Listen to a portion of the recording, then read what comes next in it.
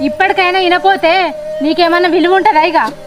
అన్న ఆవేశంలో నేను అనరాని మాటలని నీ మీదికి చేయలే పట్టిన అవన్నీ మనసులో ఏం పెట్టుకోకే. అదేం లేదురా, చిన్నప్పుడు మనం కొట్లాడుకోలే ఎన్నడు, ఇప్పుడు కూడా అంతే అనుకున్నా.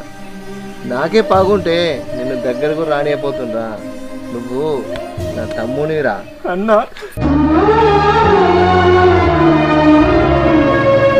క్షమించే.